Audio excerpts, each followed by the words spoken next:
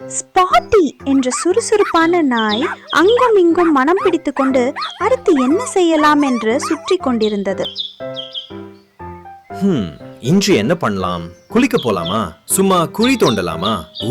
பக்கத்துல ஏதோ ருசியான வாசனை வருதே. இது என்ன?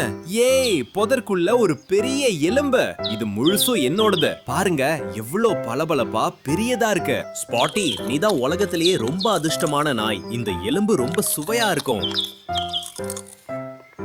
சரி, இத பத்திரமா வீட்டுக்கு எடுத்துக்கிட்டு போய் நிம்மதியா சாப்பிடணும். யாருக்கும் கொடுக்க மாட்டேன். என் எலும்பு எனக்கு மட்டும். லா லா லா. வீடு இந்த வழிதான். அந்த பாலம் தாண்டினா போதும். ரொம்ப ஈஸி பீஸி. ஸ்பாட்டி பாலத்தில் கால் வைத்ததும் கீழே மினுமினுக்கும் தண்ணீரை பார்த்தது. ஐயோ, என்ன ஆச்சரியம்! தெளிவான நீரோடைய இன்னொரு நாய் மேல பாக்குற மாதிரி தெரிஞ்சது.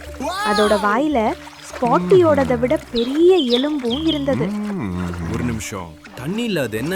இன்னொரு நாயா? அதோட இருக்கிற எலும்பு என்னோடதை விட கூட பெரியதா தெரியுதே. ஏய், அந்த எலும்பு எனக்கு தான் வேணும். மரியாதையா அதை கூட. ஏன்னா நான் தான் எலும்புகளின் ராஜா. இதோ வர. அந்த பெரிய எலும்ப இப்பவே உன்னிடமிருந்து புடுங்குகிறேன். ஐயோ, தண்ணி ரொம்ப குளிரா இருக்கு. அந்த இன்னொரு நாய் எங்க? என்னோட எலும்பு எங்க? மிதந்து போகுதே. ஐயோ, அது இன்னொரு நாய் இல்ல, தண்ணில என் நிழல் தான். இப்போ எனக்கு ஒரு எலும்பும் இல்லையே. என்ன ஒரு முட்டாள்தனம் பண்ணிட்ட. பட்டு புரிஞ்சுக்கிட்டேன். பேராசைப்பட்டா இருக்கிறதையும் எழுந்துருவோம். பேராசை பெருநட்டம். அடுத்த தடவை கிடைக்கிறத வச்சு சந்தோஷமா இருப்பேன். நண்பர்களே, என்னோட கதையை நீங்க பார்த்தது எனக்கு ரொம்ப சந்தோஷமா இருக்கு. நாம நண்பர்கள் ஆகலாமா? உங்களுக்கு இந்த கதை பிடிச்சிருந்தா சப்ஸ்கிரைப் பண்ணுங்க. அடுத்த முறை சந்திப்போம்.